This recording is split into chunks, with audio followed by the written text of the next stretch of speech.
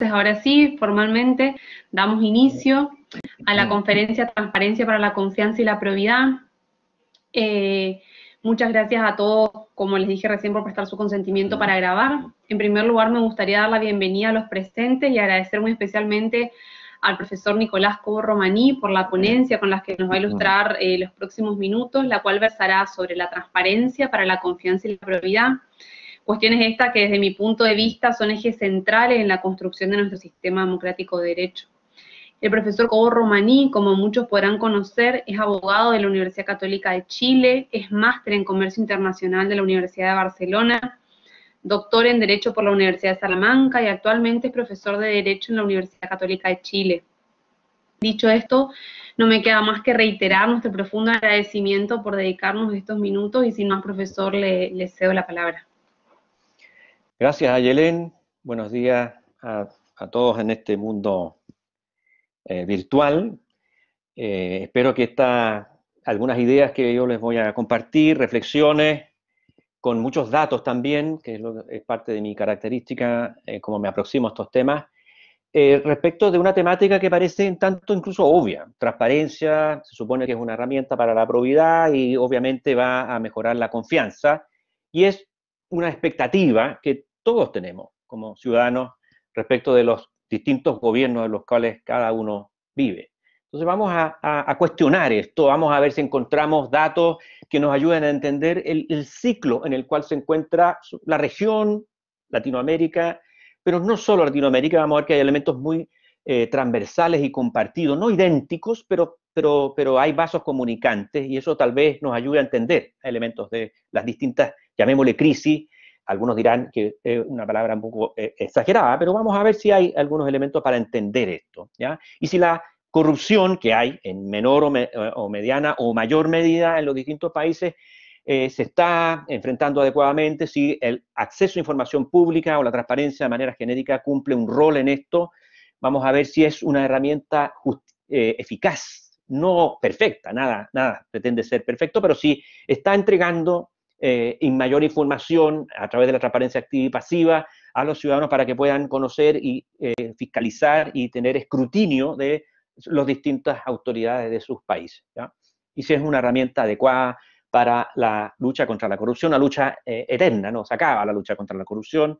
Hay veces que se está más exitosa y otros que está más débil, ¿no? Yo creo que estamos en un momento complejo en esto y vamos a ver si la transparencia está cumpliendo una función en términos del control, de la probidad, y si lo que le estamos exigiendo a la transparencia es lo correcto, lo suficiente. Y voy a basarme un poco en el caso de Chile, pero me parece que es bastante transversal. Algunas de las cosas que voy a hablar son también regionales. Entonces, en el caso chileno, hubo un caso ante la Corte Interamericana en que se pidió una información en una ONG, se le rechazó y se fueron a un juicio ante la Corte Interamericana que obligó al Estado de Chile a entregar la información y se le recomendó cambiar la institucionalidad. O sea, hay una etapa evolutiva de desarrollo entre la ley que establecía la publicidad de los documentos, ley de base de administración del Estado, y reformas constitucionales en que aún no se incluye el día de hoy el derecho al acceso a información pública, solo está la publicidad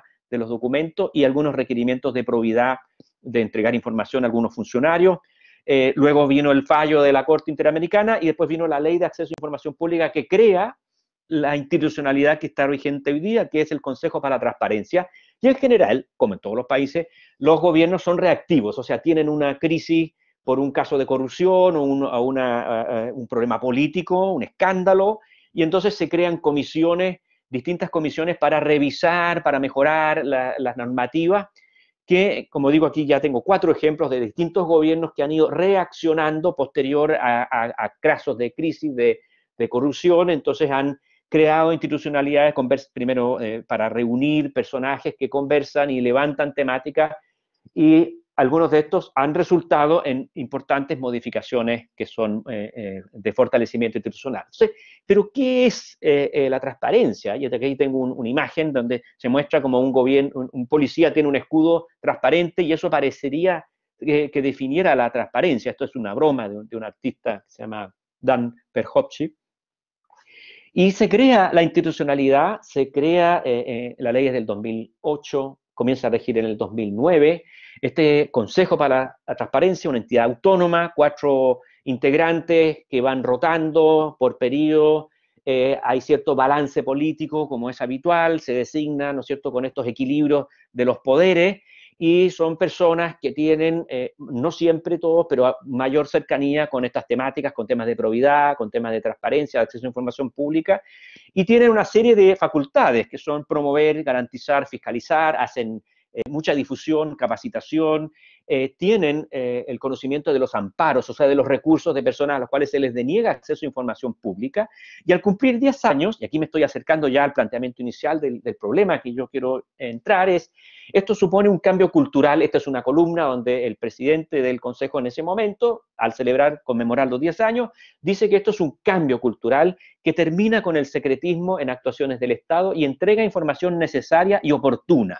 Y hasta ahí diría uno, es bastante bueno esto, pero agrega una cosa que yo subrayo ahí, dice, y permite superar la crisis de confianza. O sea, mayor transparencia, mayor acceso a información pública, implicaría como resultado, como consecuencia, como efecto, que la ciudadanía está más confiada porque conoce y puede acceder a los temas, a los contenidos, a las decisiones, a los integrantes, a los dineros gastados por la administración pública. Entonces, la transparencia sería, de nuevo aquí está el presidente del Consejo, entonces, dice, es para recuperar la confianza y a través de la rendición de cuentas. Sería como uno de los objetivos esperados, logrados por la Ley de Acceso a Información Pública.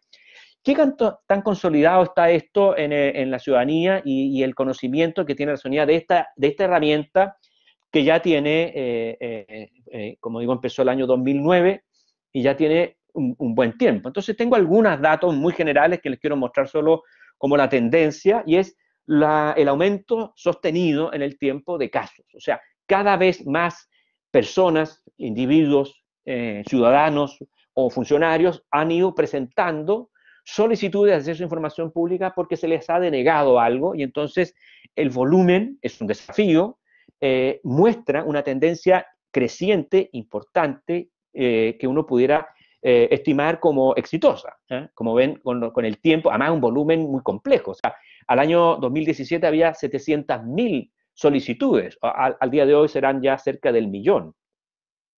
El número de casos ingresados empieza a multiplicarse, hay una tendencia muy clara, los contenidos consultados en estas solicitudes son muy variopintos, y uno ve ahí la distribución temática es muy variada. La que aparece con un poquito más de porcentaje, pero no es sustancialmente superior, es la salud, temas de salud, 5,4%, grupos de interés especial, 4,6%, y después se reparte en una cifra muy cercana a 3% en cada una de las áreas en las cuales se consultan temas de acceso a información pública.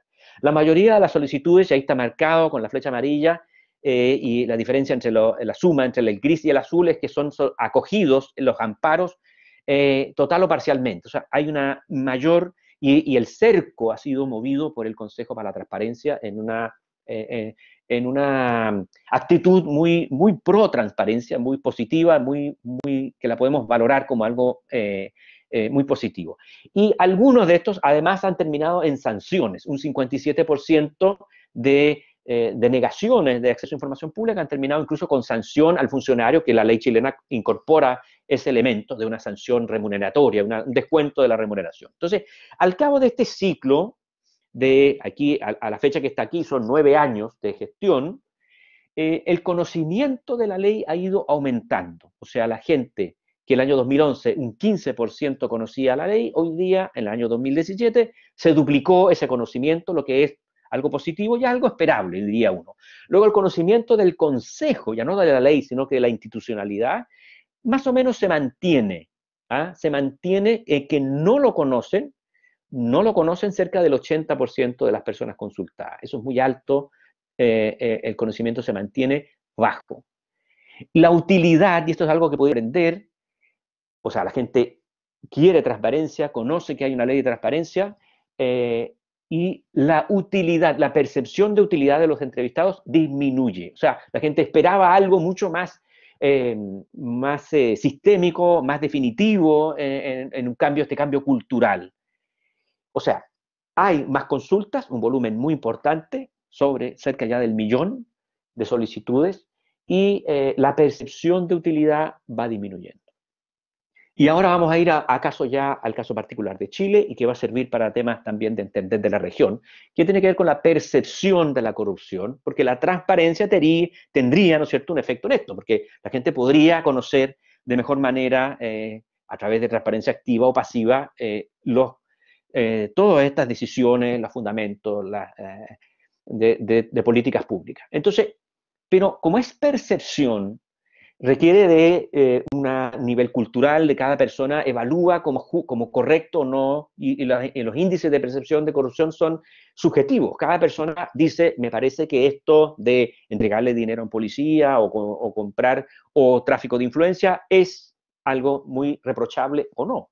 Entonces, la corrupción tiene que ver con la naturaleza humana, y no con que seamos buenas o malas personas, no con un color político de un partido X, Y o Z, sino que es el poder sin accountability. Y donde hay naturaleza humana y poder sin accountability, va a haber corrupción. Así hay que entender la frase de Lord Acton, que la gente lo repite, ¿cierto? El poder corrompe, el poder absoluto corrompe absolutamente, pero en verdad lo que hay detrás es naturaleza humana y poder sin accountability, ¿ya?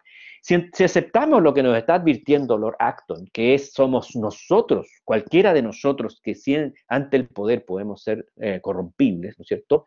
Si no hay accountability, si no hay una formación ética de las personas, si no hay buenos niveles de fortaleza institucional, hay algo que eventualmente hay casos de corrupción, como dije, sumando la percepción y la naturaleza humana, en que la gente dice, no, pero esto tampoco está tan mala porque en otros países es mucho peor. Entonces, en los niveles de encuesta, de pronto hay cierto nivel de desconocimiento del nivel de corrupción que se existe, o el juicio no es tan duro. Entonces, cuando se compara, por ejemplo, en el caso chileno, Chile y Uruguay aparecen en los mejores niveles regionales de transparencia internacional, como que tienen mejores estándares de corrupción, pero tiene que ver con lo que uno percibe. Y entonces, ¿qué pasa con lo que uno no percibe? Y esto está tomado de un cómic que ustedes lo conocerán, ¿cierto? Que el coyote no se daba cuenta que estaba en el precipicio, y cuando se daba cuenta caía.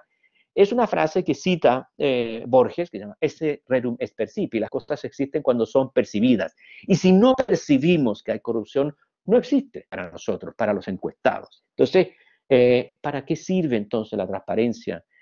¿Qué tan transparente hay que ser? ¿Cómo podemos evaluar si el nivel de transparencia que tenemos es suficiente?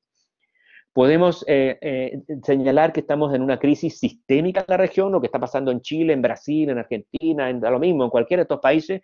No estoy acusando en ninguno particular, estoy diciendo que hay niveles de corrupción en todos los países, no son idénticos niveles, pero hay algunos elementos que podrían ayudarnos a entender esta diferencia. Entonces, están los niveles de percepción, que son comparativos. Entonces le preguntan a los inversionistas, le preguntan a los ciudadanos si usted considera que ha visto casos de corrupción o percibe casos de corrupción. Ahí está también lo que se llama la paradoja de Feno. Hay algo ahí en que la percepción tiende a ser distinta respecto al global que a la experiencia particular. O sea, todos los políticos son corruptos, pero el político con el cual yo tengo más cercanía no es corrupto. Y todos los empresarios son corruptos, pero el empresario con el cual yo trabajo no es corrupto. Hay algo ahí que se llama la paradoja de Feno, que también tiene que ver con esta diferencia de percepción. ¿Y qué está pasando en la región? En la región hemos tenido graves y connotados casos de corrupción que traspasa la frontera. Uno y muy conocido es el caso Odebrecht, pero no es el único. Montos increíblemente altos. Odebrecht era una empresa de obras civiles, pero también había otra empresa de productos cárnicos brasileños muy grande, y hay muchas otras. O sea, de nuevo, ese rerum est percipi, que no lo percibamos no significa que no existe. Entonces, en el Perú ya es una cosa increíble, porque están todos los expresidentes vinculados y acusados y procesados en casos de corrupción, pero no es el único. El escándalo de Odebrecht tiñó a casi todos los países y a muchos políticos y partidos con enormes cantidades que traspasaban las fronteras. Como ven aquí en el mapa, aparece prácticamente toda la región involucrada, con distintos montos, distintas cosas, pero los políticos, aun cuando han tenido que renunciar y de ser destituidos, manifiestan respecto de sí mismos que no son corruptos. De nuevo hay un tema de percepción. O sea, si te están obligando a renunciar porque recibiste dinero de Odebrecht para la campaña, ¿cómo es posible que ese político estime que no es corrupto? O sea, el juicio ético que está, de verdad, a lo mejor lo está diciendo en verdad, puede ser una mentira política, pero también puede ser un error de percepción. Hay algo ahí muy importante en la formación, en la educación de los ciudadanos, de los funcionarios públicos. Los escándalos han sido transversales. Este es el caso del Perú, que este fue un gobernante que pusieron también reemplazando al anterior y también fue destituido. Y entonces hoy día el Perú enfrenta una enorme crisis política que tiene gran cantidad de elementos que se explican respecto de esto, de la crisis de confianza, de la corrupción, de graves y continuos casos. La corrupción es un flagelo que afecta a todo el continente y el Perú no es ajeno a ello, decía el expresidente. El caso de Argentina, pongo este símbolo simplemente porque es conocido que la corrupción de todo, no de todo, pero del aparato, de una parte del aparato político público, bueno, estaba incluso documentado con horarios y con visitas.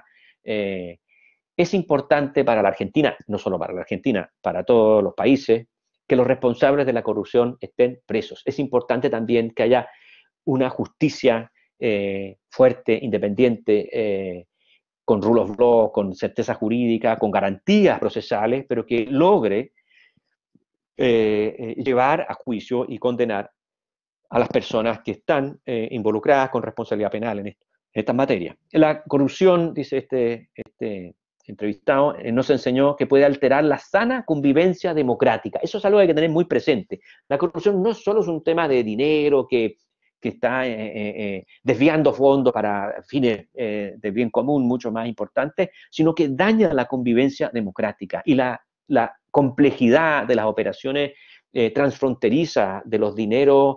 En este caso es Odebrecht, pero en otros casos es similar. Hay un montón de banderitas aquí. Esto significa que estos dineros empezaron a salir y entrar a distintos territorios buscando blanquearse, obviamente, y esconder. Y esto, encontrarlo después es un trabajo de colaboración policíaca muy complejo y es muy difícil entender el entramado que tiene esto, ¿ya? Petrobras va a pagar cerca de 853 mil millones, millones de dólares para cerrar el caso de corrupción en Estados Unidos. O sea, ese es un caso de investigación que es casi de 1.000 millones de dólares, ¿ya? Y Cardoso, el expresidente, dice que la democracia se arruina cuando la corrupción se convierte en la manera de sostenerse en el poder. En parte eso fue lo que pasó en el Brasil. O sea, desde una visión de un ex jefe de Estado, es muy interesante que nos advierta, diciendo, ojo, que esto ensucia, contamina el sistema político, ¿ya? Ahora, hay fortalecimiento institucional, hay capacidades de las investigaciones para detectar los casos. Bueno, este es un directivo de Chile Transparente, del capítulo chileno de Transparencia Internacional, y él dice que la ley chilena no estaba preparada para una situación como lo que sucedió en Odebrecht. O sea, hay que revisar las legislaciones para fortalecerlas y que aumenten sus capacidades para detectar lo que llaman casos como la delación compensada y sanciones efectivas y eficaces para los que han incurrido en estas conductas. Para ello es importante que la justicia opere con la fortaleza, como poder del Estado, pero con la confianza. Y fíjense que el país del mundo de la OCDE, segundo, que tiene peor confianza en el sistema judicial, es Chile. O sea, hay algo ahí que está pasando. ¿Será por la transparencia? ¿Será por la falta de transparencia? O sea, el rol de los jueces en la lucha con la corrupción es fundamental, fundamental. Bueno, entonces ya hicimos como un contexto de la región, de lo que está pasando. No es que sea idéntico en todos los países, pero hay elementos comparables, similares. Y existe un rol en el acceso a información pública, la transparencia, en este mejoramiento de la confianza, como dijo el presidente de Chile, del Consejo para la Transparencia en esto. Estamos, dice aquí el mismo presidente del Consejo, pasando por la crisis más aguda de la historia, está hablando de Chile, que debilita la democracia e instituciones, pero depende de nosotros enfrentarla, ¿ya? ¿Cómo la enfrentamos? La enfrentamos con más transparencia, es como lo más obvio y es lo mismo que se insinúa desde varios actores políticos, que con más transparencia la gente va a volver a confiar. O sea, ¿cómo medir los cambios de percepción de la ciudadanía, y aquí tengo datos nacionales chilenos, pero también regionales, respecto de instituciones importantes en la República. ¿Qué ha ido pasando? ¿Cuál es la tendencia? Lo que importa en un gráfico, a mí me gustan los gráficos, es la tendencia. No tanto el numerito exacto del tanto por ciento, del 8, el 20, el 50%, sino que cómo va evolucionando, mejorando o empeorando los datos. La mayoría, estos son datos regionales del mundo, digo, la mayoría se considera frustrado con la democracia. O sea, niveles del 54 con los políticos, frustrado, de que no va a cambiar nada, no importando quién gane, 60%, les importa a los políticos lo que piensa la gente, 61% piensa que no les importa, ¿ya? La aprobación, esto es Chile y esto es reciente, si uno ve en el lado derecho la evaluación de instituciones, la aprobación es bajísima de partidos políticos, del Congreso, de los tribunales de justicia, de la Iglesia, de los partidos tanto de oposición como de gobierno, estoy llegando más o menos a la mitad, o sea, de la raya amarilla, de la flecha, está Chile Vamos, que es partido de gobierno, muy baja adhesión de la Fiscalía, de los gremios empresariales y de la policía, o sea, hasta el nivel de menos al 50%, todos esos órganos, la mitad de estos son o partidos políticos o órganos republicanos. Y aquí, en el sector privado también, muy baja la confianza en las instituciones de salud, en la banca, en las empresas de telecomunicaciones, en las empresas del retail, etc. La confianza en las instituciones armadas, fuerzas armadas y de orden, como se ve, tuvo niveles de aceptación alto para ir por el 2016 y empieza a moverse, empieza a caer, y hay una que se salva, que es la policía de investigación, la policía civil, pero el resto empieza a caer mucho, fruto de casos y de situaciones que se conocen. Chile es el país más desconfiado del mundo, dice el Consejo para la Transparencia. Tiene el 78% de los ciudadanos piensa que los funcionarios públicos son corruptos. ¿Por qué piensa eso? Porque lo son, porque lo percibe, porque lo cree, porque lo ha visto a través de situaciones concretas. Y el objetivo y el desafío sería recuperar las confianzas, ¿ya? La confianza en el otro, esto Chile, es muy baja. La mayoría de los demás se aprovecharía de uno. Lo que más se valora por la ciudadanía, lo que está en el lado izquierdo, es la transparencia, o sea, valoramos la transparencia y desconfiamos. Confianza en las instituciones de nuevo, de pensiones, de salud, de transporte, o sea, algunas son públicas también, pero en general son privadas, muy bajas. Y aquí hay unos cuadros que son interesantes, habría que tomar más tiempo para mirarlo, pero en el fondo la transparencia es aquella herramienta a la cual se le da mayor importancia, según la encuesta, aquí estamos hablando de las empresas públicas, y que tiene el menor cumplimiento. O sea, si uno cruza la X con la Y, los que están ahí es lo que hay mayor importancia y menor cumplimiento, ¿ya? O sea, la honestidad, se preocupa por los trabajadores, se preocupa por los usuarios y los clientes, es lo que más se valora y lo que menos se percibe. En el caso de las empresas privadas, de nuevo está la transparencia, o sea, está en el sector público y en el sector privado, por los encuestados que dicen lo que yo más valoro es la transparencia, después la honestidad, la preocupación, y también estiman que hay bajo logro de esto. Y ahora tenemos datos comparados en la región. Lo que digo es que tengan presente la tendencia, no el país el único, sino que y el nivel exacto, pero la tendencia es que la confianza en los gobiernos ha ido cayendo sostenidamente en la región desde el año 2010. Lo mismo ha pasado con el Congreso. Desde el año 2010, la confianza regional, el gráfico de la izquierda, el de la derecha, las barras es por país, pero el otro es el promedio de la región. Y el promedio de la región es que el Congreso ha ido cayendo, la confianza en los partidos políticos ha ido cayendo, en todos los casos, no exactamente en el mismo año, pero ha ido cayendo, y la satisfacción, la evaluación de los ciudadanos de la región con la democracia ha ido cayendo, ha ido perdiendo adhesión. Estiman la mayoría que viven en una democracia con o pequeños problemas o con grandes problemas, o no es simplemente una democracia. Si uno suma esos datos, suman muy por sobre el 50%. La confianza interpersonal cae en la región. A mí me interesa solo que ustedes tengan como presente la tendencia regional que se repite, es similar. La confianza en instituciones de la región bajísima en partidos políticos, Congreso, Poder Judicial, Gobierno, institución electoral, policía, fuerza, todos menores del 50%. Las instituciones republicanas no tienen adhesión más del 50%, confianza. Eso es grave, es preocupante, debería preocuparnos a todos los países. No es bueno que la gente no confíe en la policía, en el Poder Judicial, en el Congreso, en los ejecutivos, en los partidos políticos. La confianza en instituciones baja, ¿eh? La confianza en el Poder Judicial es un poco mejor que los partidos políticos, pero también demuestra una tendencia a la caída. La confianza en instituciones públicas es baja, pero también en las privadas, en la banca, en la salud, en los distintos prestadores. La satisfacción de la democracia yendo, fíjense este dato, cae parecido a Venezuela. O sea, los venezolanos ven su satisfacción con su democracia tan mala, no tan mala, pero parecido a tan mala, cercanamente mala, el promedio regional. O sea, ¿qué está pasando en la región como para que sean tan similares estas percepciones?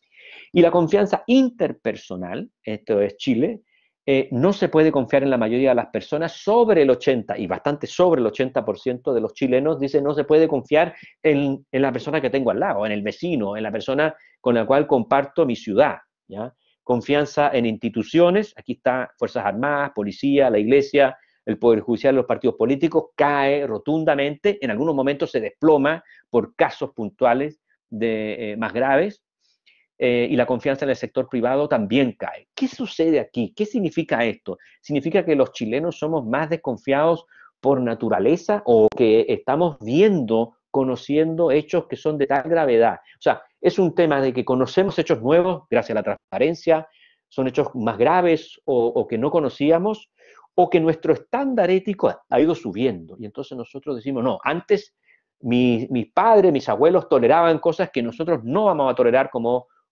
generación. O sea, tenemos un estándar ético más alto, ¿es eso? Fíjense aquí estos cuadros comparativos que son donde hay baja confianza y alta influencia, lo que está en amarillo mostrado con la flecha roja. Lo que está peor es partidos, gobierno, políticos, jueces, militares, ministros. O sea, las instituciones republicanas están en el nivel de mayor influencia y de menor confianza. Y en el sector privado, fíjense lo que hay aquí, de mayor influencia y de menor confianza, están los fondos de pensiones, los ministros, jueces, empresarios, la banca, el gobierno, los supermercados, la TV, los municipios, los notarios. O sea, esto es Chile y demuestra que hay algo que está pasando, hay un síntoma ahí y hay que tratar de distinguir lo que son causas de los síntomas para que no nos enredemos, porque para resolver algo hay que saber plantear un problema. Si sabemos plantear el problema, ya tenemos la mitad de su solución, se dice, ¿ya? Bueno, la solución podría ser tal vez la transparencia, mayor acceso a información pública, que los ciudadanos empoderados puedan tener mayor escrutinio de su sociedad. Y entonces esa fortaleza va a ayudarnos. Será una herramienta eficaz. Existe una crisis en Chile distinta, parecida, conectada con la que está sucediendo en otros países. Hay estándares comparados y ahora, para colmo, nos cae otra crisis que es la pandemia.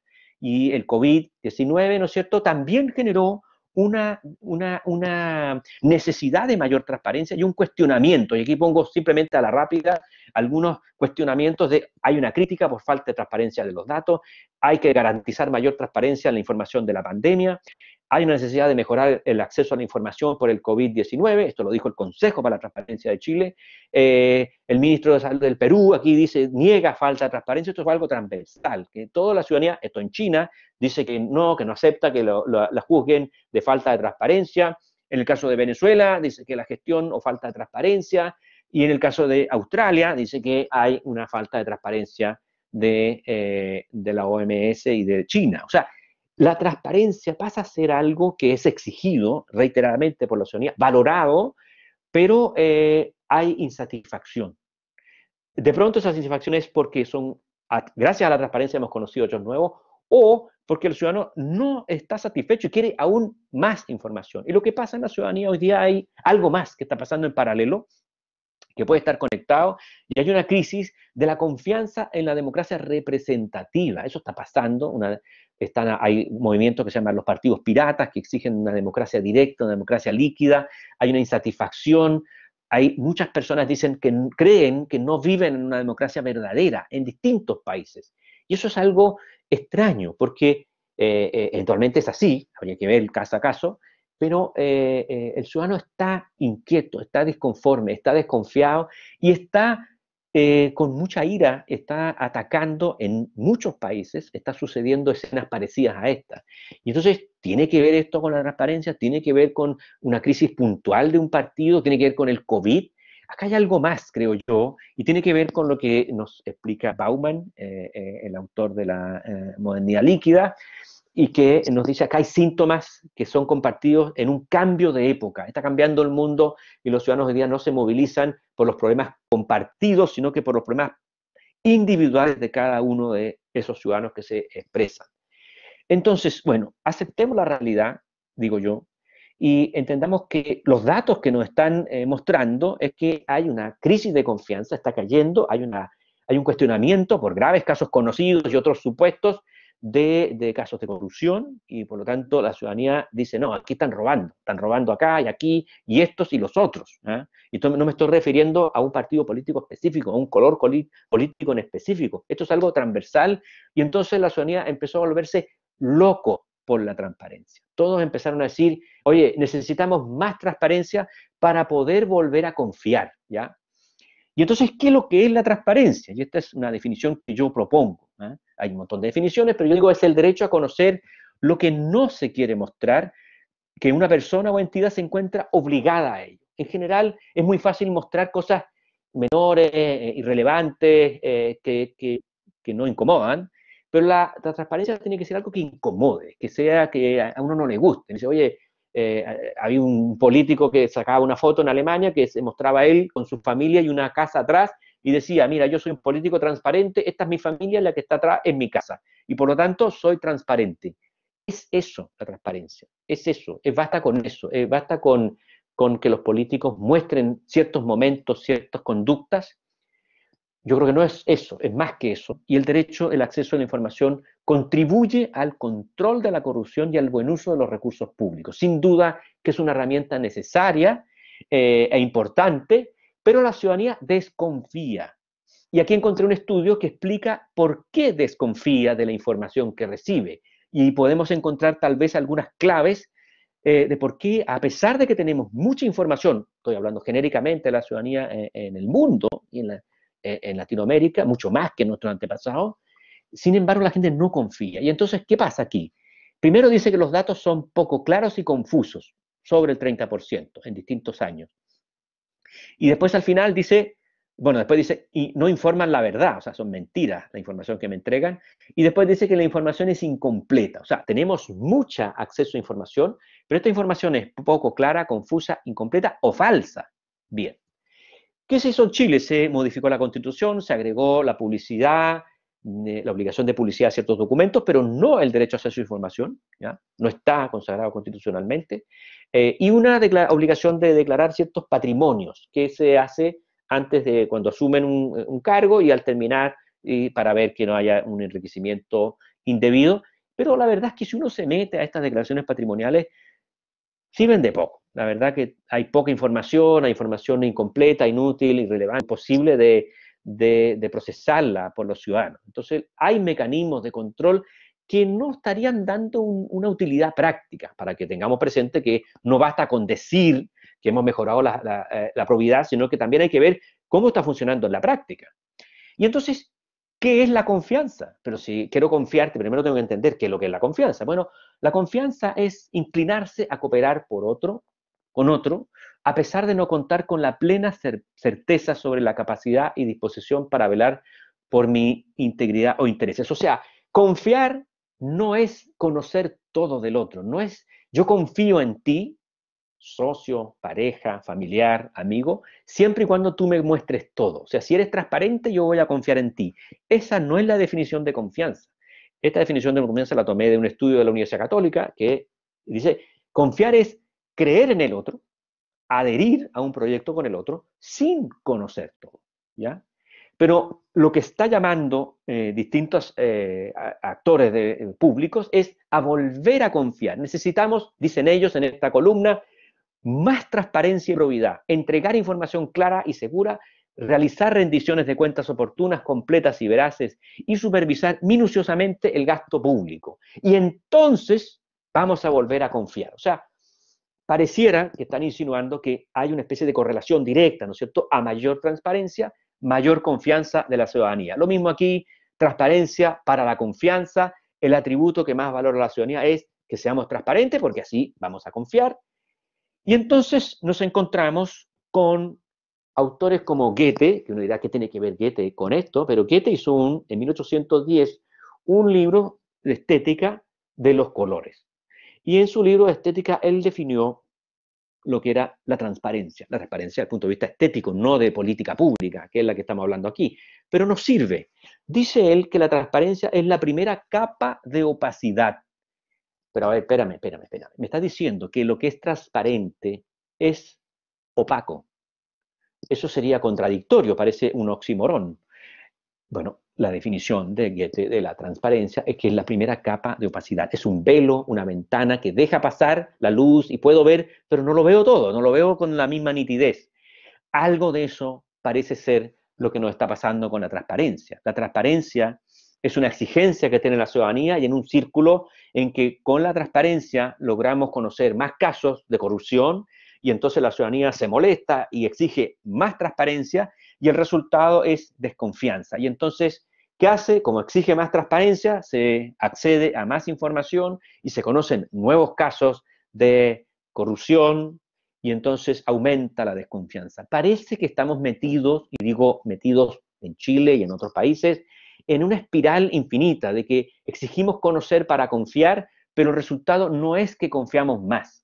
Entonces, si es que es la transparencia total y sin exclusiones la que va a resolver nuestro problema a través del escrutinio ciudadano, que es muy bueno, yo no estoy cuestionando el aporte que haga esta, sino la expectativa que tenemos de ella y lo que podemos observar en los datos actuales qué está pasando con la transparencia. Y aquí cito a algunos autores que están diciendo que la transparencia engaña. Pero ¿cómo la transparencia engaña? La transparencia es justo para lo opuesto de engañar. Es para generar confianza. La amenaza de la transparencia. Otro autor, un profesor de Derecho en Chile, me dice que hay que moderar la transparencia. ¿Por qué hay que moderar la transparencia? ¿Por qué la transparencia engaña? Quiere decir que a lo mejor no estamos entendiendo bien qué es la transparencia o qué esperamos de ella como resultado de esta herramienta. Y entonces yo clasifico la transparencia ya no solo desde el punto de vista del que entrega la información activa y pasiva, sino que del que recibe la información, el usuario, el ciudadano que exige esta transparencia. ¿Y cómo se puede clasificar la transparencia desde el punto de vista del que recibe la información? Hay una transparencia preventiva, es decir, información que se recibe antes que se tomen las decisiones, antes que se asignen los contratos, antes que se haga el negocio. Y esa permite revelar secretos anticipadamente para generar credibilidad en el proceso y controlar y evitar actos de corrupción. O sea, una de las funciones que tendría la transparencia desde el punto de vista del receptor es preventiva. El otro es evaluativa, o sea, ex post, una vez que ya se hizo el puente, se construyó la obra pública, que se hizo la gestión, y entonces podemos evaluar, y para eso necesito información, para estar informado de estos actos que se realizaron, y entonces juzgar esos actos. Hay una tercera clasificación de la transparencia del punto de vista del receptor, una transparencia que yo llamo aparente o putativa. O sea, no es verdaderamente transparente, es parcial, la información que se entrega es distorsionada, incompleta, imposible de procesar, inexacta, o sea, lo que la ciudadanía percibía en uno de los cuadros que le mostré. Para esas personas, lo que están recibiendo no es transparente, sino que es una transparencia incompleta, una transparencia que no estaría cumpliendo su función, por lo tanto sería solo una aparente transparencia desde el punto de vista del receptor, de nuevo, ¿no? Y finalmente, la transparencia participativa, o sea, que me entreguen información en el proceso de toma de decisión, pero que me incorporen a la ciudadanía. Y aquí estaría la democracia líquida, ¿no es cierto? Algunas demandas que podrían satisfacerse en esferas locales, que a lo mejor no sean tan técnicas, pero que incorporen a la ciudadanía para se les pregunte y coparticipen en las decisiones, pero para eso tienen que ser informadas. Si no son informadas y no entienden la información, entonces es simplemente como una especie de proceso de visto bueno, pero que no me importa tu opinión. A ver, si te interesa mi opinión, infórmame para que yo entienda de qué se está tomando la decisión. Bien. Y vamos a ir ya medio avanzando en la parte final, y aquí incorporo algunas citas de este filósofo coreano que ha escrito sobre la transparencia. Tiene un libro que se llama La Sociedad de la Transparencia. ¿Y qué dice él? Dice, se pide transparencia insistentemente en una sociedad en la que la confianza no existe como valor. Acuérdense lo que es la confianza, es confiar al otro sin necesidad de contar con todos los datos. O sea, lo que él está diciendo es exactamente idéntico con eso, coincidente. Y entonces él dice aquí, es una sociedad desconfiada, no existe la confianza. Donde rige la transparencia, no hay lugar para la confianza ni para actuar político. Y agrega, la sociedad de la transparencia está poblada de espectadores y consumidores. Es la base de una democracia del espectador, pasivo, que no se involucra, y entonces se conecta con lo que dice Bauman. El ciudadano no está involucrado en los procesos, simplemente reclama cuando le afecta directamente. No es una democracia participativa, sino que es pasiva del espectador, del consumidor. ¿eh? No es la demanda de un ciudadano comprometido, sino de un espectador pasivo. Y eso podría explicarnos algunas cosas. Acá hay otra cita, pero de otro libro de él, y entonces para él la transparencia y la información sustituyen la verdad. O sea, lo que me entregan de información, eso es lo verdadero. Pero eso no es sinónimo de verdadero en la realidad. Pero para él lo que está pasando es que lo que yo recibo como información sería equivalente a la verdad. Nuestra concepción del poder no consiste en el control del pasado, sino que en el control psicopolítico del futuro. Aquí él se refiere a varios aspectos que son importantes, porque agrega, vivimos hoy en la dictadura de la transparencia en función de la libertad de comunicación. Es un dispositivo neoliberal. O sea, hombre, pareciera ser que estamos dando vuelta a todo y lo que pensábamos que era la transparencia y lo que pensábamos que nos iba a servir era algo positivo y parece que podría ser algo distinto. ¿eh? Y por lo tanto habría que reformularlo, replantearlo como herramienta de política pública y de lucha contra la corrupción. Dice él, Byung-Chul Han de nuevo, pero en otro texto, dice, subimos indiscriminada y voluntariamente a la red todo tipo de información sin saber quién, ni qué, ni cuándo, ni en qué lugar se sabe de nosotros. Eso representa una crisis de la libertad y el proceso de la protección de datos queda obsoleto. Entonces, cuando ya empezamos a juntar la percepción ciudadana, las crisis distintas que hemos tenido en la región, en cada país, con casos de corrupción muy graves, los que ya conocemos, no sabemos si eventualmente hay otras cosas, ese rerum est percipi, las cosas que no conocemos no existen, no nos molestan. Ajustes y ha habido fortalecimiento institucional de la ley de acceso a información pública en el caso chileno y otros países, la tiene México, la tiene en varios países de la región que han más o menos copiado, adaptado legislaciones similares, la tiene España y tienen opciones también distintas respecto de su estructura. Entonces, ¿cómo ajustar la sociedad en que vivimos a los requerimientos, esta necesidad de los ciudadanos de mayores flujos de información, de mayor transparencia? Porque si no, no vamos a confiar, eso es lo que dice el ciudadano, no vamos a confiar en ustedes a menos que nos entreguen toda la información, que lo que es opuesto al concepto de confianza. Pero igual, el ciudadano está exigiendo esto y por lo tanto exige leyes que cambien y que mejoren, y entonces le piden al Congreso que haga leyes que mejoren todos estos problemas, y con esto voy a terminar, para darles, no quitarles la esperanza, sino que decirles que no confíen tanto en las leyes como la única fórmula mágica que va a resolver los desafíos que tenemos. Y dice Tácito, cuanto más corrupto es el Estado, más leyes tiene. Y con eso termino mi ponencia, y si quieren podemos conversar de algunas de estas cosas y de otras inquietudes que les haya surgido mi presentación. Muchas gracias. Muchas gracias, profesor, por su brillante exposición. La verdad es que a uno, un poco cuando hablamos de estos temas de corrupción, nos toca las fibras íntimas, porque realmente vivimos tan de cerca este panorama que nos ilustraba que en verdad es un tema cuando menos preocupante, ¿no?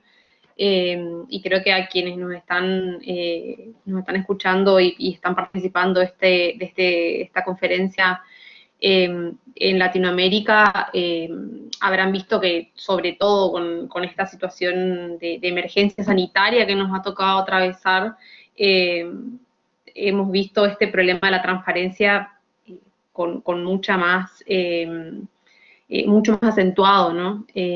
Le pediría un favor si pudiera dejar de compartir, así lo vemos. A ver, eso lo hago poniendo Ahí debajo donde dice dejar de compartir. Perdón que estoy cortando el hilo que de lo dice, que... dejar de compartir, ya, ahí sí, Sí, ya. por favor, Ahí sí. así lo vemos y usted puede ver a Ahí los estamos. participantes también. Perfecto. Ok. Muchas gracias. Bueno, si nos lo permite, sin abusar del tiempo que dispone para esta conferencia, quería invitar a los presentes, como bien había dicho, a hacer las preguntas que pudieron haber surgido de la disertación. Pueden hacerlo habilitando sus micrófonos y cámaras a partir de este momento, o bien mediante el chat de reunión. Vi que hay algunas preguntas ya en el chat que las podemos leer. Lo único que pediría en el supuesto de que habiliten micrófono y cámara es, por favor, brevedad, para no dilatar mucho las preguntas. A ver, si quieres, vamos ¿sí? leyendo algunas preguntas y vamos a... Sí, claro.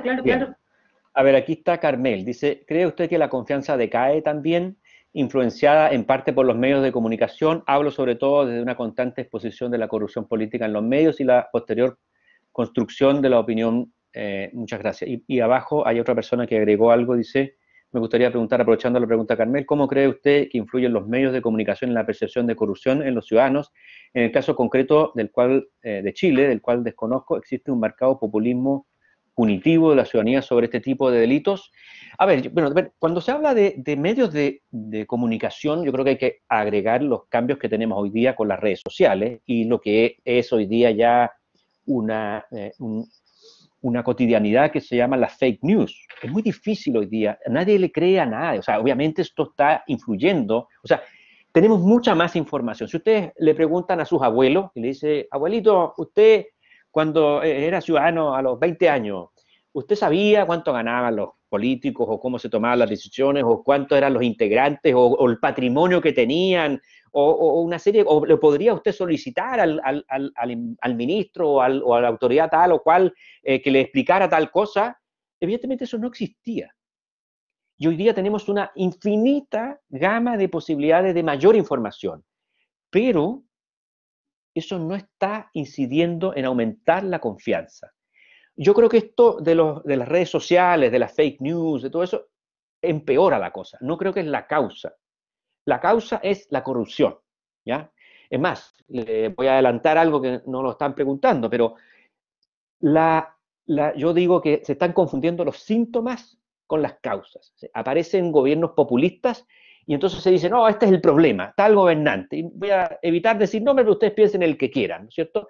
E incluso hay analistas muy importantes en el mundo que dicen, el problema es este político que está hoy día gobernando y cuando este político se vaya, todo va a mejorar. Bueno, vean las encuestas de confianza, vean si las encuestas de confianza cambiaron cuando ese político se fue. Y parece ser no, al menos no es la causa principal. Es un síntoma de una crisis. La crisis está en que los ciudadanos, transversalmente, no todos, obviamente, no todos igual en todos los países, están desconfiados de las instituciones republicanas de la democracia representativa. Están molestos con casos de corrupción, molestos con preventas y arreglos que se hacen en ciertos grupos, y entonces estas personas están diciendo, bueno, cambiemos al político del color azul por el del color amarillo, y esto va a cambiar. Y el ciudadano sigue molesto, y por eso que participa menos en las votaciones, por eso que descree, y lo muestran los datos de la democracia en la región, en una región que tuvo dictaduras militares, que uno debería decir, bueno, obviamente estas personas deberían adherir mucho más a la democracia que otras regiones, y no es así. Y si ustedes ven en Europa del Este, en Asia, hay síntomas parecidos de un aumento de autoritarismo, de mayor control. La tecnología hoy día permite un control mucho más complejo. Y entonces yo creo que primero hay que entender qué esperamos qué es lo que estamos entendiendo que es la transparencia, para qué sirve y para qué cosas no sirve, o sea, no va a hacer de nosotros un país perfecto y una democracia perfecta. Y cuando yo les cité un montón de columnas de opinión y de declaraciones donde distintos políticos dicen, cuando haya más transparencia, la ciudadanía va a volver a confiar. Eso no está pasando. Por lo tanto, ese diagnóstico está errado, ¿ya? Y además, cualquiera de nosotros como ciudadanos, nosotros nos metemos a ver las cosas.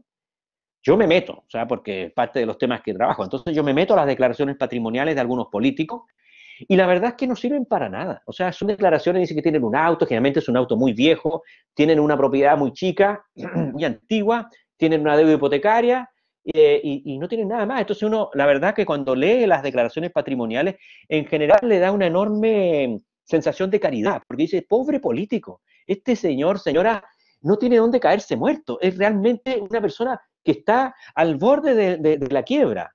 Bueno, está claro que si esa sensación nos dan las declaraciones patrimoniales es que algo no está funcionando. Hay otros que sí ponen sus patrimonios en detalle, pero no se entienden, porque dicen que tienen sociedades en acciones y no sé qué cosa, y negocios en no sé qué. A veces algunos tienen patrimonios muy grandes. Es muy difícil para el ciudadano promedio, aun cuando tenga la intención de ejercer su escrutinio, de entender de esta información. Entonces, este tipo de transparencia que yo les mostré como aparente o putativa. No es transparencia eso. Esa transparencia que no la entendemos, que no está simplificada, que no es fácil no. Uno se mete a veces en una ONG y de repente hay unos PDF de no sé cuántos gigas. No se entiende eso, no puede ser, eso no sirve. Tiene que cumplir una función. Y es muy importante, y lo dice Byung-Chul Han, la transparencia no es un fin. Y en eso estamos perdidos nosotros como sociedad, porque él dice, se confunde con la verdad, porque es lo transparente, es el objetivo final buscado. Se fijan como si nosotros le pedimos a esta herramienta, que es muy importante, que es muy útil, que sirve para el escrutinio, que sirve para que la confianza, pero entendiendo que esta herramienta cumpla adecuadamente su función.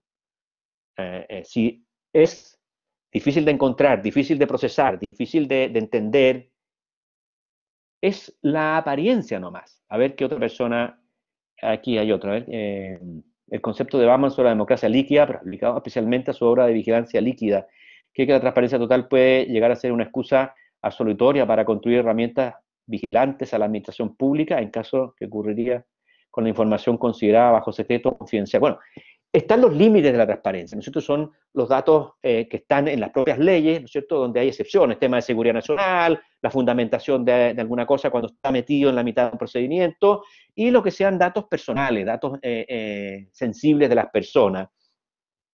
Eso ha sido, en el caso chileno, delimitado de manera correcta, creo yo, por el Consejo para la Transparencia. Algunos casos han llegado a las Cortes Superiores, incluso algunas llegaron al Tribunal Constitucional. Por ejemplo, a un ministro que le pidieron los correos electrónicos entre el día 1 y el día tanto de un mes, todos los correos electrónicos. Bueno, y otras preguntas que afectan la seguridad nacional. Y en general, el Consejo para la Transparencia chileno ha ido corriendo el cerco, ampliando las posibilidades de dar mayor acceso a información pública y ha sido limitado en casos muy puntuales. Ahora, existe el riesgo porque está el otro lado, la protección de los datos es como, para algunos, es como la contracara del acceso a información pública, o sea, se muestra todo lo que no sea dato protegido o dato sensible porque tiene que ver con la seguridad nacional o con otras cosas que están en una ley, o sea, no es que son cosas indeterminadas.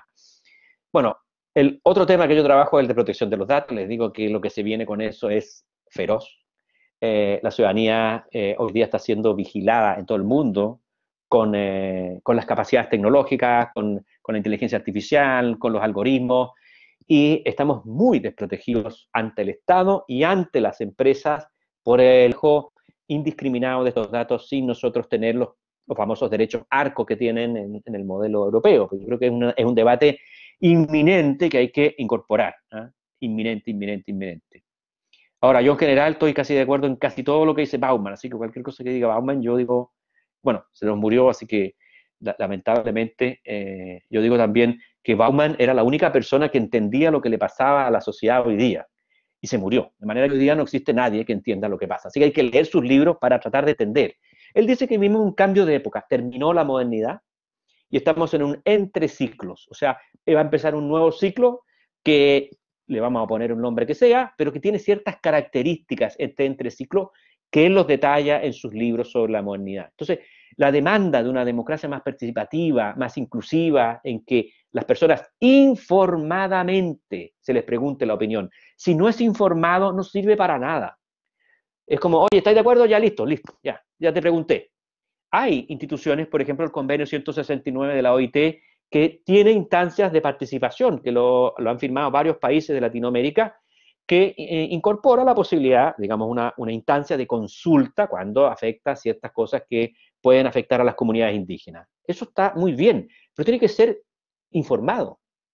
Si son grupos que no conocen técnicamente si hay un proyecto energético o una carretera o no sé qué cosa de infraestructura compleja, si le va a preguntar a unas personas que no tienen formación para entender qué significa eso y decirle, ya, ¿estáis de acuerdo o no estáis de acuerdo? Ya, listo, sigamos para adelante, ya te pregunté. No, no sirve así. Tiene que servir si es informadamente y que esas personas se plasmen, entiendan de qué están tomando una decisión y cuáles son las consecuencias, buenas y malas, externalidades, ¿no es cierto?, negativas o positivas de eso.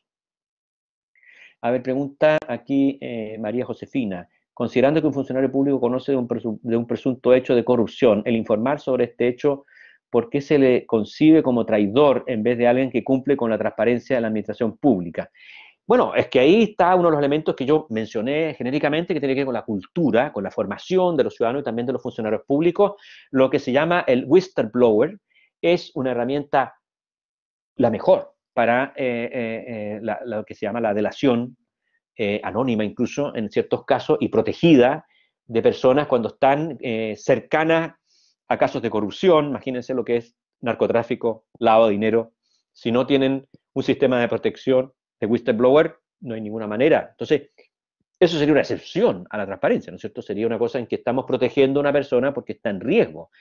Y yo creo que ese tipo de herramientas, al final fue eso lo que funcionó, por ejemplo, con un caso súper súper conocido, la corrupción en la FIFA, la Federación de Fútbol, ¿no es cierto?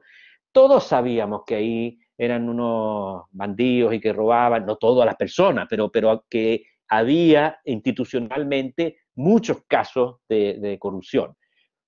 ¿Cuándo se paró esto? Porque lo que pasó en Qatar y otras cosas, que había dinero por todos lados.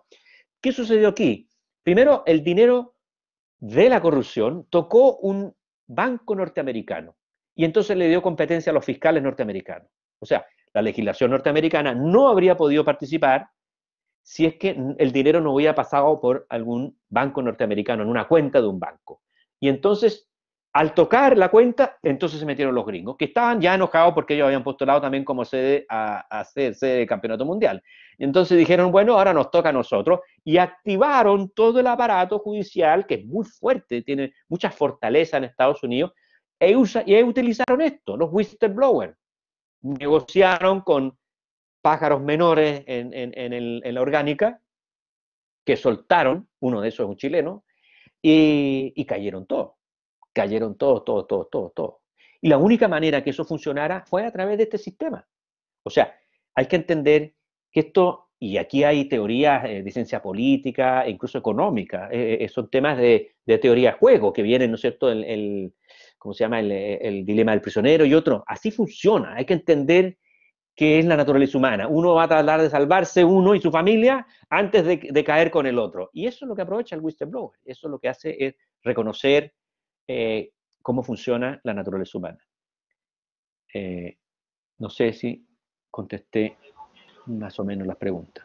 Profesor, si me permite, a mí me gustaría hacerle una pregunta ¿Sí? también, y voy a hacer abuso Dale. de mi posición de moderadora, que me están filmando y tengo el micrófono también habilitado. La pregunta a mí, la verdad es que resonó mucho en su disertación, el tema de que no solo estamos perdiendo la confianza en las instituciones, digamos, sino también en las personas, ¿no? Lo cual es terrible.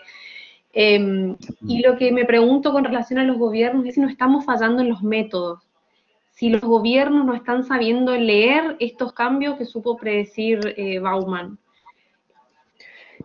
Bueno, ¿por qué Bauman, más allá de su inteligencia y su sensibilidad como ser humano, su herramienta es la sociología? Está mirando algo sistémicamente. Y yo creo que ahí hay una primera y gran diferencia. la mayoría de los técnicos en distintos ámbitos son muy localizados y focalizados, y entonces miran, no sé, van a construir un puente y miran el puente y no miran el entorno, no miran a la comunidad, no miran al ser humano, no le preguntan al entorno. Entonces, ahí está la razón. Nosotros tenemos que incorporar otras sensibilidades. Si usted ve la integración, estoy hablando en general y probablemente voy a ser injusto en mi generalización, pero tú ves las empresas en general. ¿Quiénes son los que integran los cuerpos directivos? Bueno, personas que tienen similares formaciones, son ingenieros comerciales, con MBA, que tienen especialidad en finanzas y en marketing y no sé qué. Pero, ¿dónde está la visión del consumidor, del ciudadano, de la persona, del trabajador que está ahí? Si usted ve otros países, como en Reino Unido, muchas veces en los directivos hay un filósofo, un cientista político, un historiador, y uno dice, ¿qué sabe esta persona de finanzas? Pues sí, y es director de un banco. Tú dices, bueno, es que no todo se explica a través de la finanza. Yo creo que ahí hay un gran problema metodológico, en que nosotros aceptamos algunas profesiones que son como, voy a usar un ejemplo injusto si quieren, como los chamanes, ¿no es cierto? Este se las sabe todas. No, ese señor, esa señora se las sabe todas en su disciplina, seguramente, pero esa disciplina no explica todo. Por eso yo creo que las visiones de otras formaciones humanistas exigen complementar. Y entonces vas a tener una persona que estudió filosofía, o un literato, o un artista, que van a complementar. No es que el artista le va a decir al tipo en finanzas cómo calcular la tasa de interés compuesto, o la tiro, la vano, todas estas cosas, pero va a decir, oye, ¿te diste cuenta que aquí hay un problema distinto, hay un problema estético? Qué fea es la empresa cuando la gente entra, esta cosa es tan fea, y bueno, ahí hay algo que no estamos incorporando otras visiones, y si quieren pueden incorporar, por ejemplo, lo que decía Howard Gardner, que es un psicólogo que clasificó los tipos de inteligencia. No todos tenemos la misma sensibilidad, las mismas aproximaciones, ni entendemos todo visualmente, auditivamente. Entonces, eso implica esta diversidad que tenemos todas las personas y que tienen las personas con las cuales interactuamos, nuestras contrapartes, nuestros clientes, los consumidores, lo que sea. Hay que incorporar esas visiones. Yo creo que buena parte de lo que está incorporando Bauman, sociólogo, y que incorpora Byung-Chul Han, filósofo, que no son especialistas en corrupción, seguramente no han estudiado nunca las leyes de corrupción, están dando los elementos centrales para que nosotros entendamos saber plantear el problema, que es, si queremos recuperar la confianza, no es exclusivamente en la transparencia como un fin. ¿Ah? Muchísimas gracias, clarísimo. Bueno, no sé, estamos a 17:08 hora España y 17:08 hora en Chile. Si le parece, Tengo. podemos dar por finalizada la conferencia, no sin antes, profesor, agradecerle de nuevo muchísimo. Ha sido un verdadero lujo tenerlo esta tarde con nosotros, o esta mañana, como le dicen en Latinoamérica, y esperamos que este sea el inicio de muchísimos otros ciclos de seminarios que podamos organizar en el centro y en el que podamos contar con su participación, por supuesto. Bueno, muchas gracias por mi parte, por la invitación. Son temas que no se pueden agotar en una presentación, pero claro que hay que intercambiar estas experiencias de las distintas naciones. Por eso que aprovechar esta herramienta online que nos permite juntarnos, aunque no sea físicamente, pero conectarnos, conversar e intercambiar algunas ideas. Así que yo feliz con la invitación, agradecido, y cuando quieran podemos conversar. Muchas Gracias gracias. entonces a Muchas Yelén, y gracias gracias. a la audiencia por su paciencia. Muchas gracias, profesor. Bueno, los esperamos en el próximo seminario, entonces, a quienes deseen participar, y también esperamos contar con su presencia, profesor, ¿por qué no? Bueno, un abrazo desde este lado del mundo, y bueno, espero que podamos celebrarlo presencialmente en breve, si Dios quiere. Así es que, bueno, doy por finalizado formalmente la conferencia. Muchas gracias. Gracias a ti, que vaya bien. Gracias.